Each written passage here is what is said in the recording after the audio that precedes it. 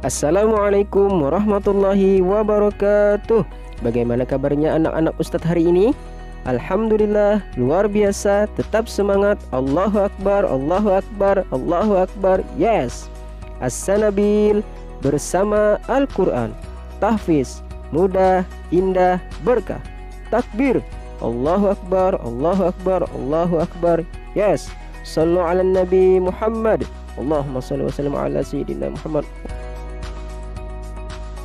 Anak-anak, kali ini kita kembali belajar sejarah kebudayaan Islam, yaitu pelajaran yang keempat, mengetahui masa kanak-kanak Nabi Muhammad SAW.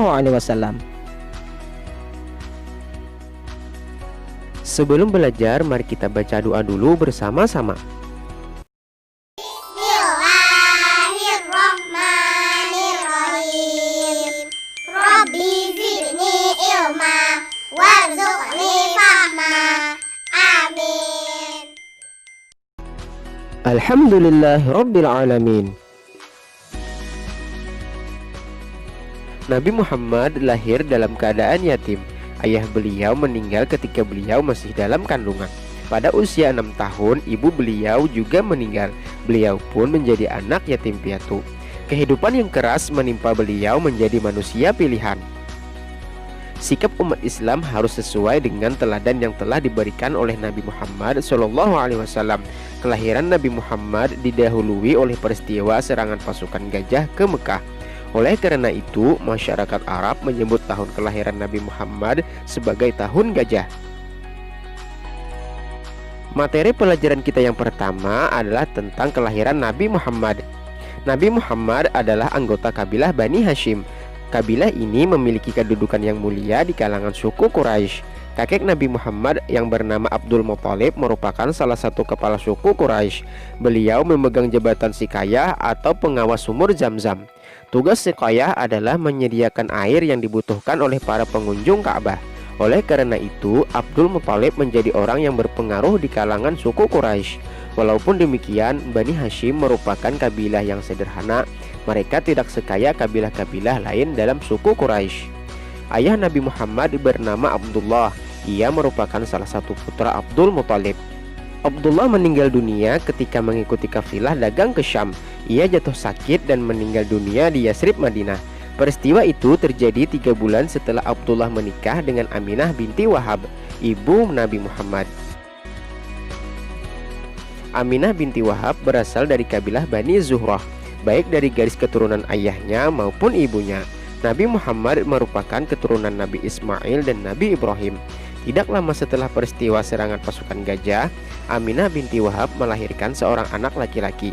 Anak laki-laki itu adalah Muhammad. Ia lahir pada malam menjelang dini hari tanggal 12 Rabiul Awal tahun gajah, bertepatan pada tanggal 20 April tahun 571 Masehi.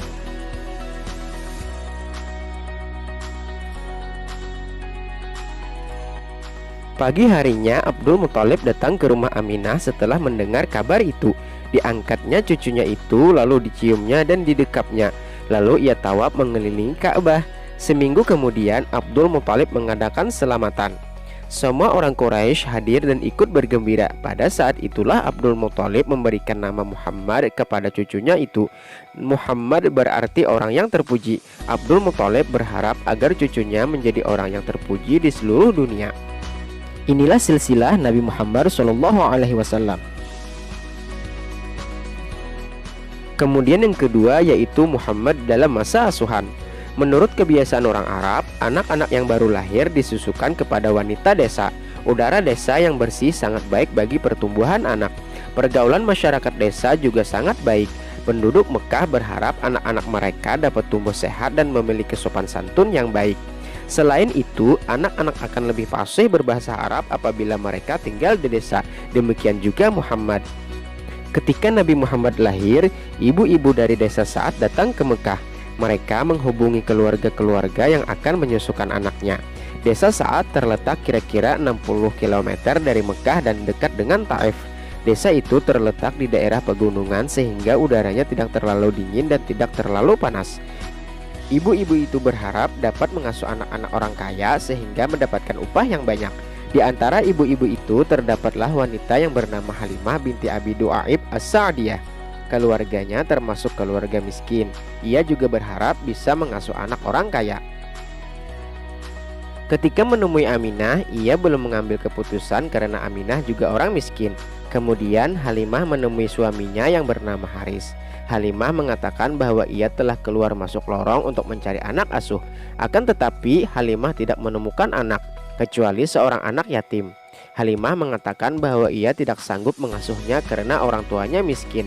Walaupun demikian, Halimah mengatakan bahwa ia tertarik untuk mengasuh anak itu. Anak itu memiliki wajah yang berseri-seri serta pandangannya yang tajam. Haris kemudian mendesak Halimah agar mengambil anak itu. Akhirnya Halimah mengambil Nabi Muhammad. Aminah dan Abdul Muthalib pun melepaskannya dengan senang hati. Dengan mengasuh Nabi Muhammad, Halimah berharap agar Tuhan memberkati ke seluruh keluarganya. Harapan Halimah dan suaminya menjadi kenyataan. Kehadiran Muhammad dalam keluarga miskin itu membawa berkah. Kambing yang mereka pelihara menjadi gemuk-gemuk dan menghasilkan lebih banyak susu. Rumput yang digunakan untuk mengembala kambing juga tumbuh subur.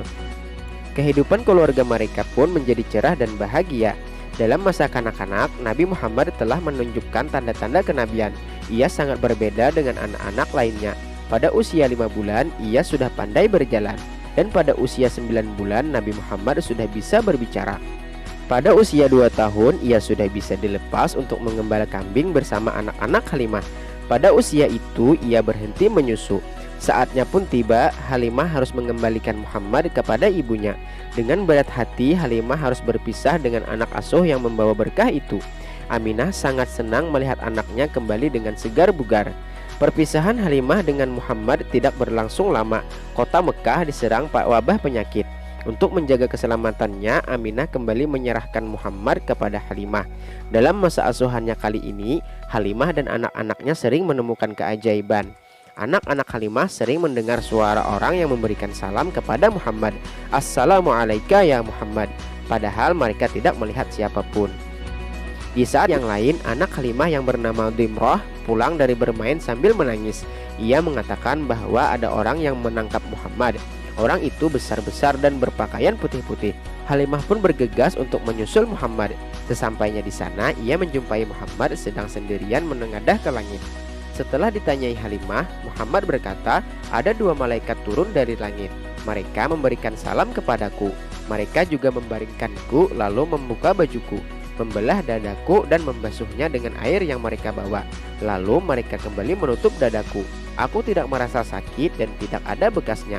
Kedua malaikat itu baru saja menghilang ke angkasa. Sejak kejadian itu, Halimah merasa takut. Ia merasa tidak mampu lagi untuk mengasuh Muhammad. Pada usia 4 tahun, Halimah mengembalikan Muhammad kepada Aminah. Pada suatu hari, Aminah membawa Muhammad untuk berziarah ke makam ayahnya di Yasrib, Madinah. Mereka ditemani seorang pembantu wanita yang bernama Ummu Aiman.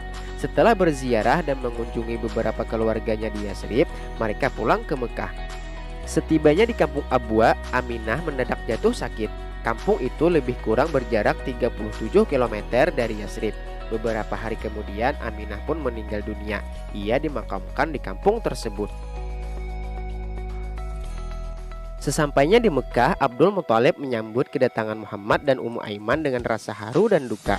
Dalam usia 6 tahun, Muhammad telah menjadi seorang yatim piatu. Setelah itu, Muhammad diasuh oleh kakeknya.